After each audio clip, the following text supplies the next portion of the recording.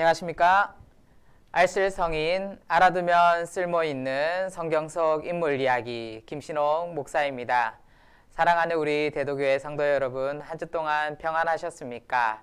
이제 우리 유튜브 바이블도 마지막 강의가 남아 있습니다. 오늘은 저와 함께 이제 유튜브 바이블 알쓸성인 마지막 인물로서 욥에 대해서 한번 저와 함께 알아보고 또 욥의 성품과 또 욥의 인생을 통하여서 하나님께서 우리에게 말씀하시는 것들을 함께 배워보기를 소망합니다. 자, 이제 마지막 강의 잘 들어주시고요. 또 남은 키워드들도 잘 적어주시길 바랍니다. 자, 교재를 보시면은요, 우리 욥 옆에 보면은 MBTI 성격 유형 INFJ라는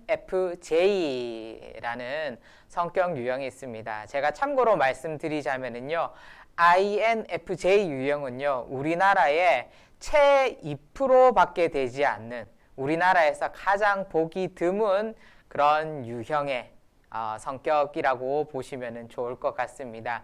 우선 내향적인 성격을 가지고 있고 I, 그리고 직관형의 N, 감정형의 F, 그리고 판단형의 J, 그래서 INFJ 성격 유형입니다.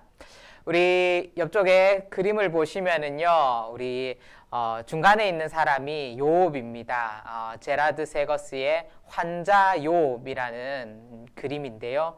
중간에 있는 욥이 이제 병이 들어서 저렇게 힘없이 앉아 있고, 그 옆에 보면은요, 그를 저주하고 있는 또 아내의 모습과 그를 위로하고 또 나중에는 서로 이 하나님에 대해서 또 욥에 대해서 같이 변론하고 이야기하는 그 친구들의 모습이 담겨져 있습니다. 자, 오늘 욥의 어떠한 그런 삶이 또 우리 MBTI 유형 INFJ와 닮았는지 함께 알아보도록 하겠습니다. 자, 우리 교재 첫 번째 1번을 보시면은 욥의 인적 사항에 대해서 간략하게 나와 있습니다. 욥의 이름의 뜻은 바로 적을 가진 자, 그리고 회개한 자, 울부짖는 자, 미움받는 자라는 그런 뜻을 읽어보면 아시겠지만 이 이름도 참 잘 맞아떨어지는 것이 욥의 인생이 아닌가 그렇게 생각되어지고 있습니다. 그리고 또 욥은 족장 시대에 살았다라는 그런 학자들의 견해들이 있습니다. 아브라함과 동시대에 살았던 그런 인물로서 추정할 수 있고요. 그리고 욥은 동방 우스 땅에 거주한 사람이다라는 것을 알 수 있습니다. 그러니까 지금은 간략하게 알아보겠지만 우리 3번의 생애에 대해서 우리 함께 볼 때 좀 더 자세히 알아보도록 하겠습니다. 우리가 보통 욥기에 대해서 우리가 보통 생각하는 것이 욥의 인내, 고난, 또 새 친구와 함께 나눈 그런 이야기들, 뭐 그 정도 생각할 수 있겠는데 실제 욥기의 주제는요, 바로 하나님의 절대 주권이라는 그런 소재를 담고 있습니다. 바로 세상은 어떤 법칙이 있습니까? 세상을 움직이는 법칙이 무엇입니까? 세상을 움직이는 법칙은 바로 인과 법칙입니다. 원인이 있으면 결과가 있다라는 것입니다. 그것이 세상이 돌아가는 이치이고 또 세상은 도덕의 법칙에 머물고 있습니다. 그런데 욥기에서 말하는 법칙은요, 하나님의 법칙입니다. 더욱더 자세히 말하자면 그 하나님의 법칙 중에서도 바로 창조의 법칙, 바로 창조의 질서, 창조의 원리를 설명하고 있는 것이 바로 이 욥기의 주제입니다. 욥기를 쭉 읽어보시면은 38장 이후에 여호와 하나님께서 등장하시는 장면이 나옵니다. 거기에서부터 하나님께서 무엇을 설명하시냐면요, 바로 하나님의 창조 세계에 대해서, 하나님께서 이 세계를 어떻게 운행하고 계시고 그 단편으로서 욥의 인생을 들어서 하나님께서 말씀하시는 장면들이 있습니다. 그래서 욥이라는 인물은 단순히 고난받는 그런 인물 로 우리가 생각할 수도 있겠지만 바로 하나님의 창조 세계 안에서 살아가는 자녀들의 모습을 담고 있다라고 생각하시면은 조금 더 욥기를 쉽게 읽을 수 있을 것 같습니다. 우리가 욥기를 보면은요, 뭐 여러 가지 질문들이 있습니다. 왜 경건한 사람이, 왜 하나님을 저렇게 잘 믿는 사람이 고난을 당해야 되나? 과연 정의는 살아있는가? 하나님은 살아있는가? 그 하나님의 정의는 왜 그 욥이 아파하고 힘들어할 때 나타나지 않는가?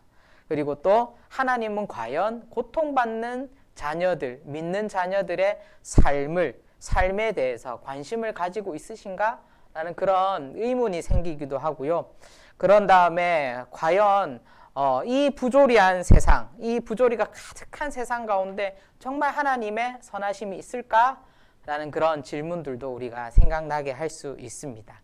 그러면서 정말 우리가 욥기를 통하여서 진정한 신앙인이란 무엇인가에 대해서 저와 함께 또 알아보도록 하겠습니다. 자, 우리 다음으로는 우리 시대적 배경에 대해서 한번 알아보도록 하겠습니다. 자, 우리 욥기서 시대적 배경을 보면은요, 우리가 욥이 살았던 그 시대에 대해서 정확하게 성경에 대해서는 이 시대에 살았습니다라고 기록한 장면은 드러나 있지 않습니다. 그러나 많은 학자들이 아브라함과 동시대 인물일 거라고 그렇게 추정을 하고 있고요. 그것을 추정 내리는 근거가 두 가지가 있습니다. 첫 번째가 뭐냐면은 욥기서에 보면은요, 모세의 율법과 관련된 그런 종교 의식에 대한 여러 가지 하나님 앞에 제사를 드린다던가 뭐 절기를 지킨다던가 이러한 부분들이 전혀 드러나 있지 않습니다. 그렇기 때문에 아마도 모세 이전의 인물일 것이다 라고 그렇게 생각할 수도 있고요. 그리고 또 두 번째로 욥의 시련이 끝난 후에 140년을 더 살았다라는 그런 성경의 기록이 있습니다. 그래서 욥은 약 200년 가량을 살았는데 그 성경에 보시면 200년 가량 살았다라는 그 성경의 연수와 비슷한 이렇게 연수가 누구이냐면은 바로 아브라함의 시대, 바로 족장 시대가 200년 가량 살았다라는 그런 성경의 기록과 비교해 봤을 때에 아마도 욥은 아브라함과 동시대 사람이거나 그 근간에 있었던 사람으로 그렇게 추정할 수 있는 것입니다. 자, 우리 교재 3번에 보시면은 우리 욥의 주요 생애에 대해서 한번 알아보도록 하겠습니다. 욥은 크게 하나님께 시험을 받기 전과 후로 그렇게 생이 나누어집니다. 시험을 받기 전에 욥의 상황이나 모습들을 성경에 기록한 대로 보면은요, 욥에게는 10자녀가 있었다. 아들 7과 딸 3이 있었다라는 것을 알 수 있고, 또 동방 우스 땅에 거하는 부자였다라는 것을 우리가 알 수 있습니다. 뭐 보통 우스라는 땅을 많은 학자들이 에돔이다, 아니면은 어떤 학자들은 바산이다 라고 그렇게 말하는 사람들도 있지만, 뭐 어디에 거주하였든 간에 비옥한 땅에 거주하였고 거기에서 어느 정도 입지를 가지고 있었던 그런 사람이었다라는 것을 우리가 알 수 있습니다. 그리고 그의 신앙적인 면을 보자면은요, 그는 순전하고 정직하였다라고 그렇게 성경이 기록하고 있습니다. 바로 도덕적으로나 여러 가지 사회적으로 죄를 범하지 않는 그런 사람이었다라는 것을 우리가 알 수 있고요. 그리고 또 하나님 앞에서 온전한 삶을 살았다는 것도 우리가 성경의 기록을 통하여서 알 수 있는 것입니다. 바로 욥은 외식하거나 또는 이중적인 인격을 가지고 있거나 하는 그런 사람이 아니라 사람 앞에서나 하나님 앞에서 진실된 사람이었다라는 것을 우리가 알 수 있습니다. 그런데 우리가 여기서 한 가지 알아야 될 것은, 아무리 이렇게 하나님 앞에서 온전한 욥이라 할지라도 하나님 앞에서는 누구입니까? 하나님 앞에서는 죄인일 수밖에 없는 한 사람의 인간이다라는 것 또한 우리가 기억해야 될 부분입니다. 자, 그러면은 우리가 잘 알다시피 욥이 시험을 받게 됩니다. 사탄이 하나님께, 욥이 저렇게 하나님 앞에 잘 믿는 것은 하나님께서 복을 많이 주셨기 때문이다. 욥이 가지고 있는 것들을 다 거두어 가신다라면은 욥은 하나님을 분명히 배반할 것이다 라고 그렇게 말을 하게 됩니다. 이에 하나님께서 그러면은 욥을 시험해봐라 라고 허락하시죠. 그래서 욥의 자녀들 그리고 재산들을 하나님께서 다 사탄이 그 시험을 통해서 다 없애게 됩니다. 그런데 그 상황 가운데서도 주시니도 여호와시요 거두시니도 여호와시요. 그 욥의 고백처럼 하나님께 온전히 나아가지만 또 사탄이 또 시험하게 되죠. 어떤 시험을 하게 됩니까? 바로 신체에 대한 시험을 하게 됩니다.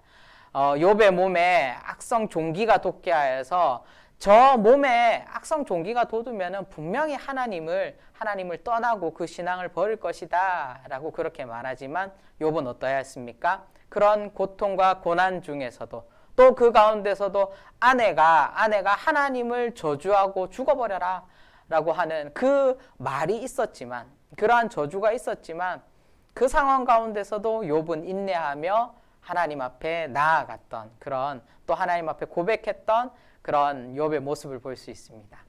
자, 이러한 시험 그리고 고난 이후에 누가 찾아오게 됩니까? 바로 욥의 세 친구가 찾아오게 됩니다. 자, 욥의 세 친구가 찾아와서 어떤 이야기를 하게 됩니까? 그냥 단순하게 아이고 너 힘들었지, 많이 힘들었지, 우리가 위로해 줄게, 이런 대화를 나누는 것이 아니라 그 친구들의 어떤 이야기의 주제는 분명했습니다.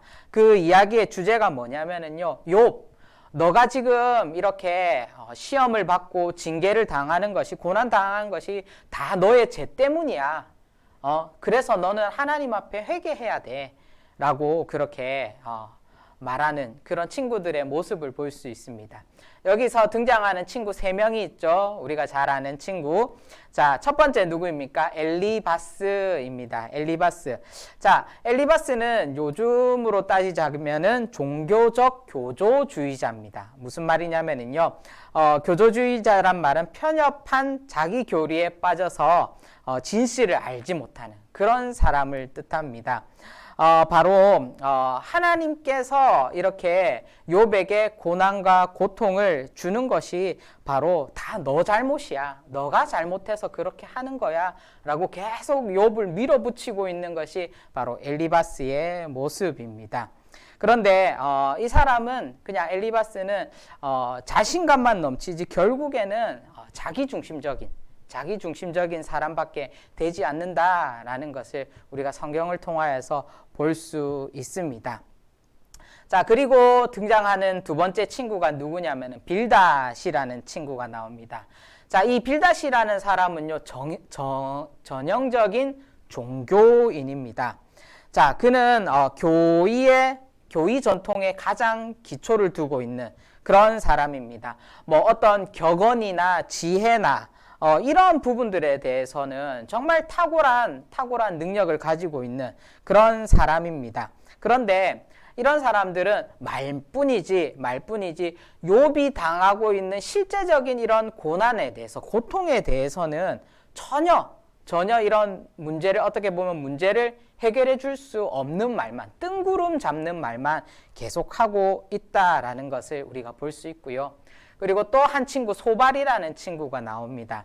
자, 이 친구는요, 어떤 특징이 있냐면은 본인이 하나님에 대해서 다 알고 있는 것처럼 그렇게 말합니다. 그래서 자기가 하나님의 입장이 되어서 욥에 대해서 계속적으로 말하는 것을 우리가 볼 수 있는데요.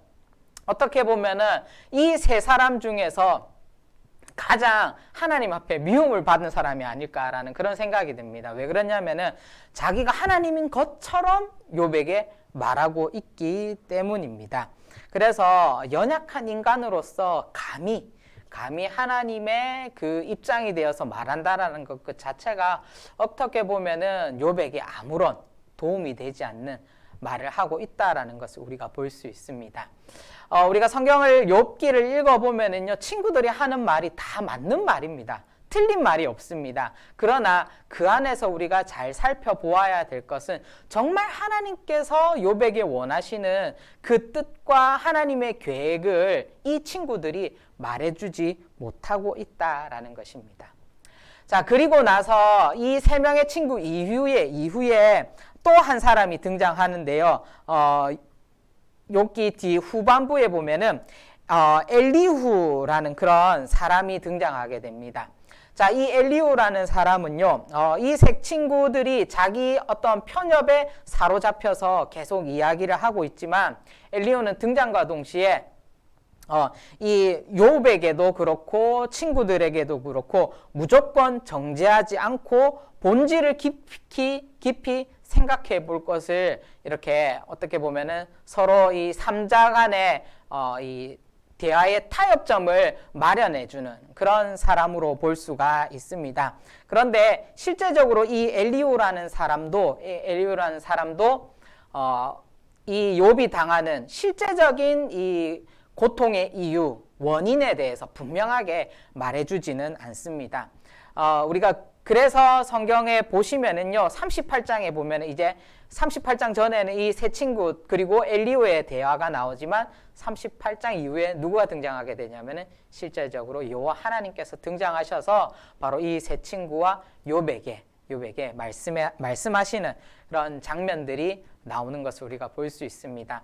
어찌됐건 하나님께서 등장하셔가지고 욥이 고통받는 것, 고난받는 그 이유에 대해서 하나님께서 창조하신 그 창조의 세계와 창조의 질서에 대해서 분명하게 말씀해 주시고 욥을 축복하시고 또 축복할 뿐만 아니라 이 친구들에 대해서도 서로 중보할 수 있게끔 서로 다시금 관계의 회복이 일어나는 그런 장면으로서 이제 욥기가 마무리되는 것을 우리가 볼 수 있습니다.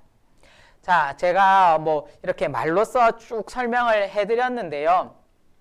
저희 책을 참고하셔도 좋고 우리 성경 욥기를 한번 쭉 읽어보시면은 조금 더 욥기를 이해하시는 데에 더 도움이 될 거라고 생각이 듭니다. 자, 이제 우리 다음으로는 이제 이러한 욥기에 나타난 여러 가지 욥의 고난과 또 친구들의 대화와 또 하나님께서 등장하심을 통하여서 나타나고 있는 욥의 성품에 대해서 한번 이야기해 보도록 하겠습니다. 자, 우리 교재 4번 보시면은 욥의 성품에 대해서 나와 있습니다. 첫 번째 보시면은요, 고난 가운데서 자신이 태어난 날을 원망할지언정 결코 하나님께 대한 불신앙적인 태도나 직접적인 원망은 말하지 않는 것으로 볼 때 매우 순전한 믿음의 소유자인 것을 우리가 알 수 있습니다. 욥기 1장 21절에 보면은 이렇게 나와 있습니다. 이르되 내가 모태에서 알몸으로 나왔사온즉 또한 알몸이 그리로 돌아갈 올지라 주시니도 여호와시오 거두시니도 여호와시오니 여호와의 이름이 찬송을 받으실지니이다 하고 라는 욥의 고백이 있습니다. 이것은 욥이 자녀와 재산을 다 잃고 난 후에도 하나님 앞에 고백하는 그러한 고백입니다. 바로 이러한 고백들을 통하여서 욥은 순전한 믿음을 가지고 있었다라는 것을 우리가 알 수 있고요. 두 번째를 보시면은 아내와 친구들에게 버림받고 질책을 당하면서도 끝까지 믿음의 순전함과 자제력을 잃지 않는 것을 보아 인내심이 강한 사람이다. 욥기 6장 10절에 보면 이렇게 나와 있습니다. 그러할지라도 내가 오히려 위로를 받고 그칠 줄 모르는 고통 가운데서도 기뻐하는 것은 내가 거룩하신 이의 말씀을 거역하지 아니하였음이라 라고 나오는데요.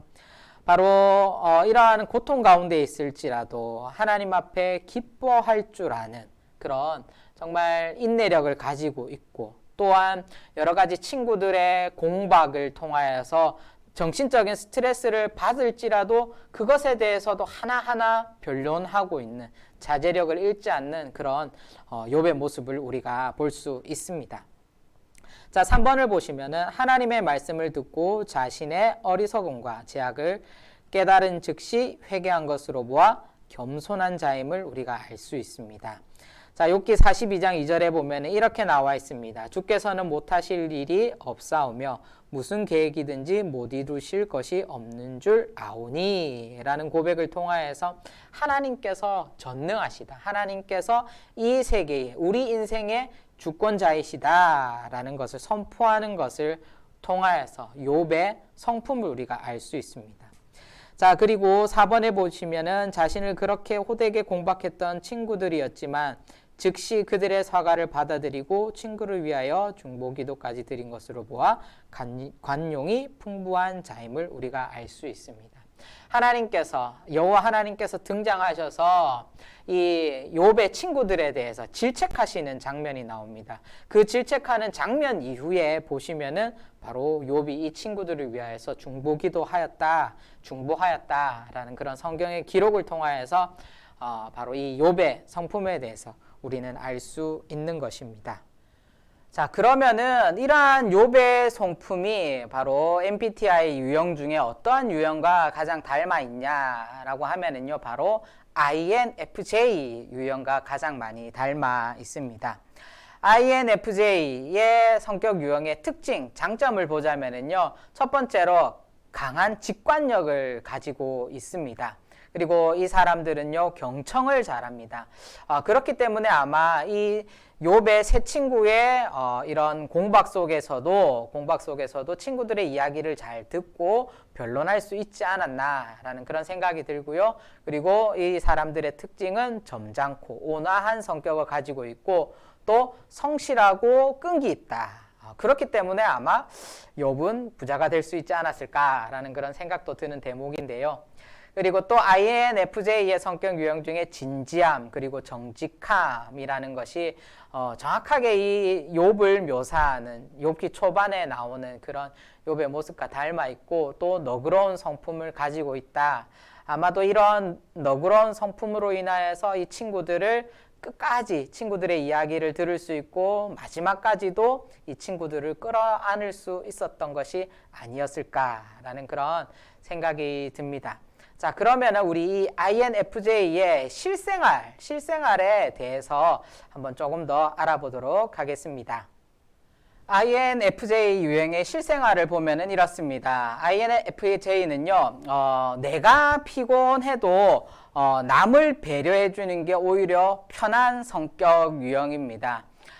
그러니까 아무리 내가 힘들고 지쳐도 다른 사람을 배려해 주지 못하면은요, 계속 신경이 쓰이는 그런 성격 유형 중에 한 사람이고요. 그리고 친한 사람에게 굉장히 잘해주는 그런 성격 유형이라고 합니다. 그리고 계획을 세우는 것을 좋아하고요. 그리고 또 어떤 상황에든지 상대방에게 개별적으로 그 한 사람 한 사람에게 성격을 맞추어서 좀 이렇게 대해주는 어떻게 보면 사람에 대해서 참 이해심이 높은 그런 성격 유형 중에 하나입니다. 그리고 또 이 사람들은 새로운 일을 그리고 새로운 만남을 좋아하는 것이 아니라 많이 좋아하지 않는다라고 합니다.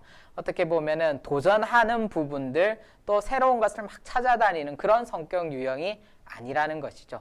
그리고 또 근거 없이 말하는 것을 굉장히 싫어한다라고 합니다. 그렇기 때문에 어떠한 정직함과 이러한 점잖음 이런 부분들이 아마 이 INFJ 유형에게 담겨져 있는 것 같습니다.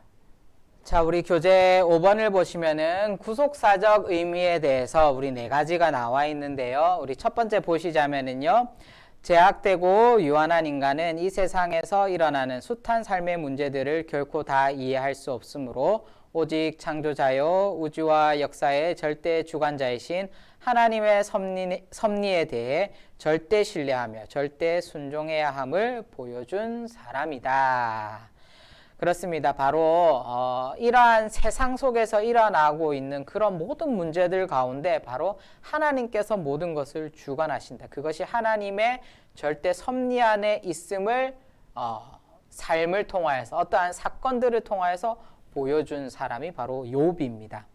자, 두 번째로 보시자면은요, 도무지 이해할 수 없는 갑작스러운 고난을 당할지라도 여호와 신앙의 순수성을 잃지 않고 끝까지 인내하여 고난을 초국할 때 단련한 정금과 같이 신앙이 성숙됨을 보여준 자이다.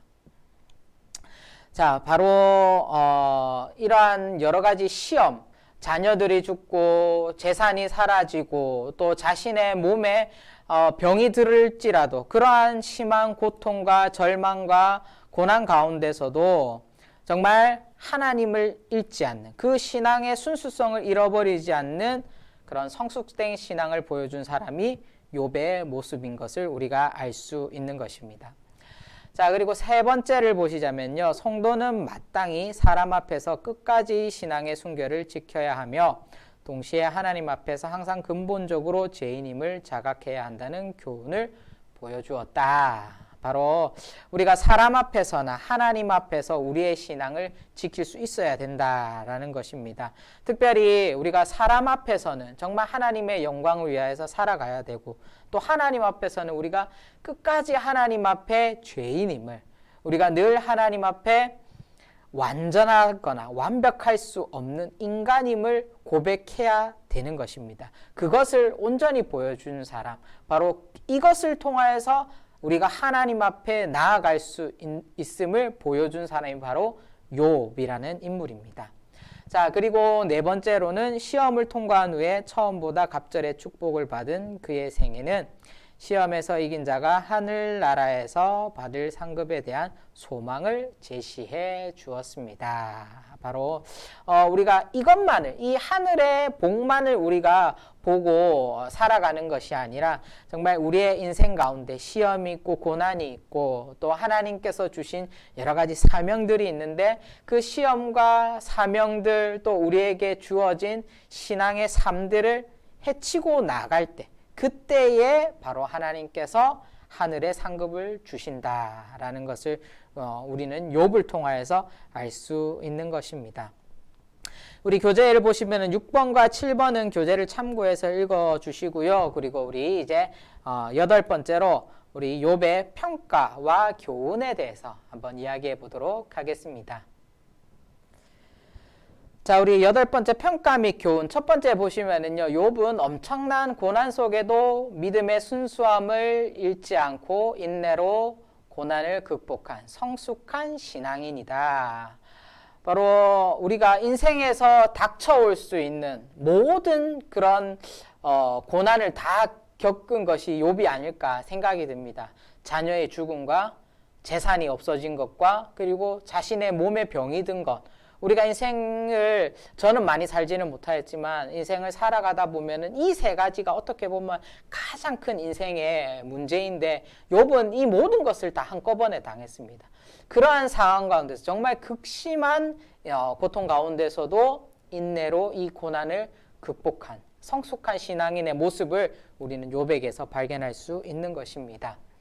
자, 두 번째로 이성으로 해결되지 않는 문제 앞에서 하나님을 원망하지 않고 하나님의 섭리를 신뢰할 수 있어야 한다라는 것을 우리에게 보여주었습니다. 바로 여러 가지 어려움과 그 어려움 가운데 또 찾아온 그 친구들의 대화, 여러 가지 변론에 관한 부분들, 이러한 부분들 속에서도 욥은 하나님을 원망하지 않았습니다. 이 모든 것이 자신의 자녀들의 죽음과 재산이 사라진 것과 그리고 몸의 병과 또 친구들의 이 정신적인 고통, 이 모든 것들, 정말 하나님께서 살아 계신가? 정말 하나님께서 나를 사랑하시는가? 라는 그런 의문이 들 수도 있었겠지만, 그 가운데서도 욥은 하나님의 섭리 안에 있을 거야, 하나님은 나를 버리시지 않을 거야 라는 그 믿음을 가지고 나아갔던 그런 욥의 모습을 우리가 볼 수 있습니다. 자, 그리고 세 번째로 감당하기 힘든 시련 속에도 신앙을 잃어버리지 않았던 욥은 결국 하나님께 인정받고 또한 갑절의 복을 받았다. 그렇습니다. 바로 이러한 시련과 고난을 이겨냈을 때, 이 시련과 고난의 터널을 통과하였을 때에 결국에는 사람에게 인정받는 것이 아니라 바로 누구에게? 하나님께 인정받았다라는 것입니다. 그 인정도 받았지만 또 중요한 것은 하나님께서 욥에게 갑절의 복을 허락하셨다. 또 새로운 자녀들을 주시고 또 살아갈 힘을, 축복을 주시는 그런 장면들을 우리가 욥기서를 통하여서 볼 수 있습니다. 바로 하나님께서 결단코 믿음을 가지고 하나님 앞에 나아가는 자를 결단코 버리시지 않는다. 외면치 않는다. 바로 구원이 누구에게 있다? 하나님께 있음을 우리는 욥을 통하여서 알 수 있는 것입니다. 또한 우리의 모습 또한 그러해야 될 것으로 우리가 생각이 듭니다. 자, 그리고 네 번째로 보면은요, 성도의 고난은 모든 것이 죄에 대한 하나님의 보응으로 주어지는 것이 아니다. 그러나 우리의 근본적인 죄성을 깨닫고 그 죄된 습관을 고쳐 성숙한 신앙인으로 나아가야 한다. 욥의 친구들이 말한 것이 바로 이거였습니다. 욥이 당하는 그 모든 것은 바로 너의 죄 때문이다 라는 그 논조로 출발했는데요. 그런데 이 모든 상황이, 성도의 고난이 죄에 대한 결과로서 주어지는 것만은 아니다라는 것을 우리는 욥기서를 통해서 알 수 있습니다. 그러나 우리가 분명히 알아야 될 것은 바로 우리의 근본적인 밑바탕에는 우리의 죄성이 있다라는 것. 우리는 늘 깨어지기 쉽고 죄 가운데 범하기 쉬울 수 있는, 죄 가운데 거하기 쉬운 존재들이 바로 우리 인간이다 라는 것을 우리는 늘 자각하고 이를 위하여서 하나님 앞에 기도하고 엎드릴 수 있는 신앙인으로 나아가야 된다라는 것을 우리는 기억해야 되는 것입니다. 바로 이러한 것들을 통하여서 하나님께서 우리에게 욥기서를 주시지 않았는가 라는 그런 생각들을 해볼 수 있습니다. 자, 우리가 이제 욥기서를 이제 쭉 한번 훑어보았고, 또 욥의 성품과 또 욥에게 우리가 또 배울 수 있는 교훈에 대해서도 한번 알아보았습니다.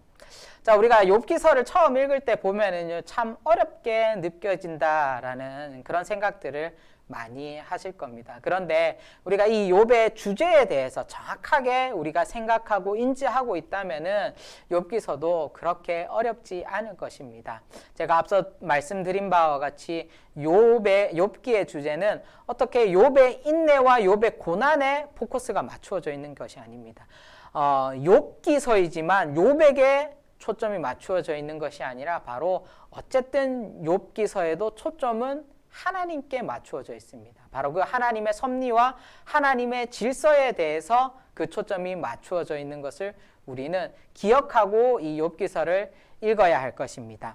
자, 우리 8주차 키워드는요, 하나님께 시험을 받아 고난당한 욥에게 친구 3명이 찾아오게 됩니다. 친구 3명이 찾아오게 되는데요. 이 친구 3명의 이름을 우리 키워드지에 잘 적어주시면 좋을 것 같습니다. 지금 이 세상을 살아가고 있는 많은 사람들은 바로 이 세상을 움직이고 있는 것이 자연의 질서라고 생각합니다. 바로 창조의 모든 질서가 자연의 질서다라고 그렇게 생각하는데요. 이것을 우리는 무엇이라고 하냐면은 이신론이라고 합니다. 바로 모든 것이 법칙에 따라 움직인다. 바로 원인이 있으면은 결과가 있다라는 그 인과의 원리 속에 우리가 살아가고 있다라고 많은 사람들이 그렇게 생각합니다. 그러나 우리가 알고 있고 우리가 믿고 있는 하나님의 창조 질서는 이 자연의 법칙을 뛰어넘습니다. 그것을 자연의 현상이나 과학으로 설명할 수 없기 때문에 이것을 우리는 뭐라고 말합니까? 바로 하나님의 은혜이다. 그리고 또 기적이다 라고 그렇게 말하는 것입니다. 바로 이 하나님께서 다스리시는 나라, 하나님의 창조 질서가 어떻게 접목되고 운행되는지에 대해서 그 단편을 보여주고 있는 것이 바로 이 욥기서라는 것을 우리가 다시금 기억하면서 이 욥기서를 한번 쭉 읽어보시면 좋을 것 같고요. 바로 우리가 살고 있는 이 자연의 질서 속에서 우리는 바로 하나님의 창조 질서를 체험하고 경험하고 그것을 또 사람들에게 고백하는 그런 삶을 살아가야 할 것입니다. 자, 이것으로 우리가 이제 유튜브 바이블 이제 8주 동안 이렇게 쭉 성경의 인물들을 한번 저와 함께 또 그들의 생애와 또 여러 가지 사건과 그 사건 속에 나타난 성품을 통해서 함께 알아보았습니다. 조금 부족한 부분이 있었을 수도 있는데요. 그런 부분들도 너그럽게 잘 봐주시면 좋을 것 같고요. 조금 더 자세하게 알고 싶고 또 궁금한 점이 있으면 저에게 물어보시면 더욱더 좋을 것 같습니다. 8주 동안 또 우리 유튜브 바이블 시청해 주신다고 너무나도 수고하셨고요. 또 저는 다음에 또 다른 주제로서 또 찾아뵙도록 하겠습니다. 8주 동안 모두 수고하셨습니다. 안녕히 계십시오.